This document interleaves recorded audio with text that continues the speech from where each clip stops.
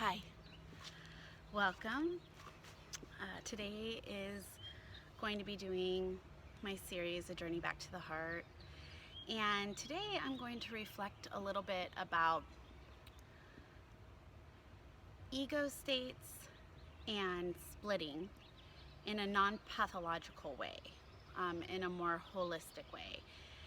And I wanted to touch on this because I am still deeply in my process as a healer and as receiving healing. And on Friday nights, I go to my therapist, who is also a body worker, and we're working with this concept that just emerged, and it's always been like this functioning layer for me. And all of us have ego states. We have these places where parts of us arise that maybe feel younger or more mature or adolescent, and the more conscious and the more reflective we become in our process, the more availability we have to kind of touch into these ego states that arise throughout the day. And I want to speak to ego states being fluid for some people, and for other people with trauma, sometimes they're more fixed. And what I'm exploring right now is I have pretty fluid ego states until I start dating someone. And as I become more closely and intimately connected, which has more of the familiar or familiarity, which has its base in family, that word, I have some more fixed ego states, and I'm kind of working on integrating those aspects that arise for me. And I just wanted to speak a little bit about that because I've been fascinated with ego states, and I'm actually currently writing a book about it, um, and my process, and kind of with humor and in a lens of self-help. And two, as I dive deeper into these aspects of self, I find awe and amazement in the resilience of an individual, this human experience, to be able to overcome difficult situations. And also, as adults, when we're not faced with these difficult situations, how in deep reflection and in deep commitment to oneself, how we can heal these layers of self and become more whole and held. And I'll come back to this holding, because actually this is really important for me right now. And so in a non-pathological way, we look at these things because they're happening to everyone. And I want to speak to this aspect of me in intimacy, and how I have this 14-year-old self that kind of appears and has difficulty navigating, because at 14 I had it was right before I ran away, prior to me running away. So at 15 years old, I ran away, and I kind of started just doing my own thing. And at 14, I kind of had developed this place in which, like, a protection mechanism of, like, helplessness. Helplessness was not an option, and I didn't care, and I was okay, and I was going to be okay, and I was going to figure it out. And that 14-year-old self figured it out. And I have to say, like, I'm proud of her. Like, I'm proud of myself. I figured it out. And that 14-year-old self was deeply disconnected to the helpless younger pieces of me that would go into panic or would go into fear or couldn't soothe myself. And those younger pieces of me still have these places in where I split. And splitting is more like everybody does it, so let's just normalize that. And to what degree do we do it is like usually the question. And it's like, I'm all good, you're all bad, you're all good, I'm all bad. Or um, you can split within yourself too.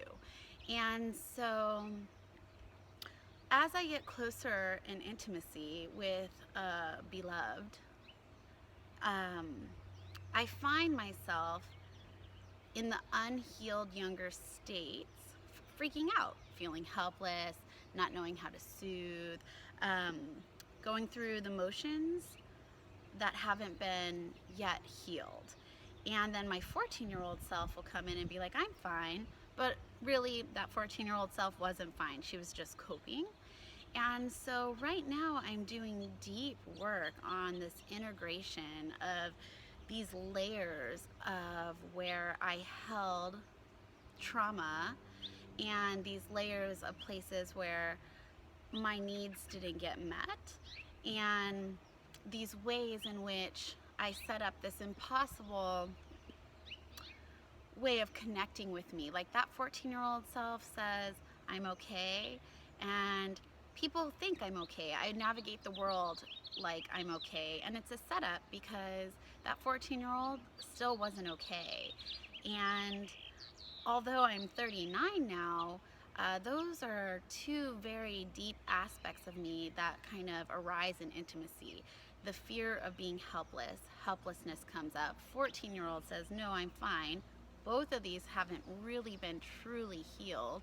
And then I get upset or hold resentment toward my loved one because they're not able to take care of me because they hear me saying I'm fine.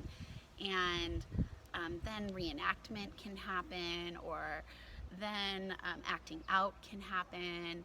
And so I just really want to own that healing is multi-layered, and healing is working with our younger aspects, and healing is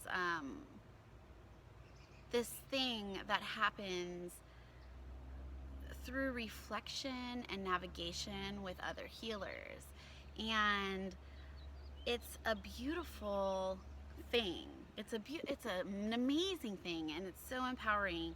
And what I'm finding is when I go into either of these spaces, and these are just recent like unfoldings of self for me, that a tool to soothe myself that feels unsoothable, right? Like when you go into these spaces of trauma, a lot of times what happens is your adult self, so this 39-year-old, educated, smart, funny self isn't like here. Like it's like I'm here, but I'm not in control. And so what I'm doing to soothe and love these aspects of self to help them integrate and give them space and give them time to heal and get their needs met, and to just love all the parts of me, all my parts, to love all my parts, is if I find myself like not really caring, I kind of find that that's a younger space. Or if I find myself in, hey Prada, deep panic or helplessness, that's a really young space. So to get my adult self online, my healer is just like, give yourself a big hug, like a big hug. And you can imagine even hugging that little one that's panicked and helpless. Or you can imagine hugging that 14-year-old who didn't know how to soothe the young one and how to shut everything out and be fine. And the funny thing about that is, since I've been playing with this, it's like immediately there's this space where breath can take place. And there's this place in which my story about what's going on currently through the lens of my trauma kind of dissipates. And my 39-year-old self knows that, like, I'm okay, and new ways of interacting emerge. So it's pretty exciting work. It's amazing. I feel so lucky to experience it experientially, because in this way I can bring it forward to my clients, and that's super powerful. And I'm hoping that the little nugget that I shared today is in service of you. And thank you, all my consciousness unicorns who are coming together to create these magical gems in the world. And I feel so honored to be supported and loved. And if you're new to me, please subscribe and please share. And thank you so much. From my heart to yours, thank you so much. Mwah.